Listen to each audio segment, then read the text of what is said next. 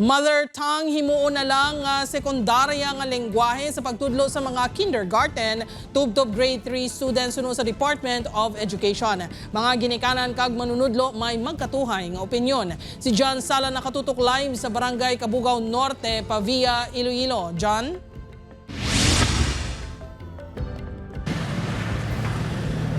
Jert, sarang sa gihapon kuno nga magamit ang mother tongue bilang lengguwahe sa pagpatigayon sa mga klase apang mangin auxiliary o kung suporta na lang ini sa Filipino kag English. Aktibo kag energetic sa klase ang mga grade 3 student ni Teacher Excel sang Mayor Gerardo Guriseta Senior Memorial School sa Banwasang Pavia, Iloilo. Kung nagatudlo ini sa iyang mga estudyante, mas pabor kuno sa iyang paggamit sang English kag Filipino nga lengguwahe. Kalabanon kuno sa mga kabataan sa iyang klase na kahibalo na nga maghambal kag maghangop sang English bangod sa mga cartoons kag TV shows nga ilang masami nga ginalantaw. Kung kaisa mas nagalibog paghani kunong ilaulo kun mother tongue ang paghahambalan. Yung textbooks namon, ang mother tongue na medyo dalom nga karaya daw antiki ang amon nga textbooks, so may mga words nga kinanglan pa namon kay diga sa Pavia mixture mo kay Ligaynon and karaya. Si Ma'am Rosalie naman pila sa iyang mga estudyante English man ang first language ilang mga balay.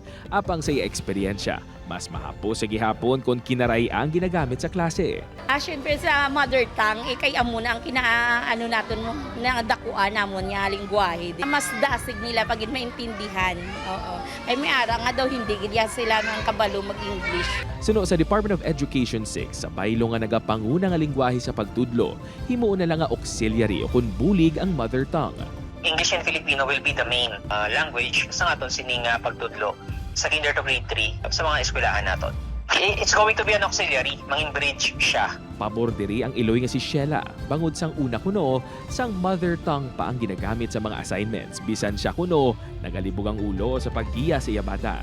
Ikabudlay man iano sa ilay pa ano bala silang mother tongue no nabudlayan gid man ng mga bata. Nagsugod na ang klase sa nagligid nga bulan gani iga monitor sang DepEd 6 ang implementasyon sang nasambit nga order.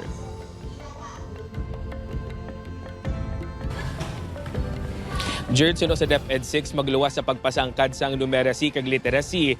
Ini ang preparasyon man para sa mga estudyante sa paglabot nila sang grade 4 onwards sa diin nga ang mga libro English kag Filipino na ang lengguwahe. Jerd? Madamong nga salamat, John Sala.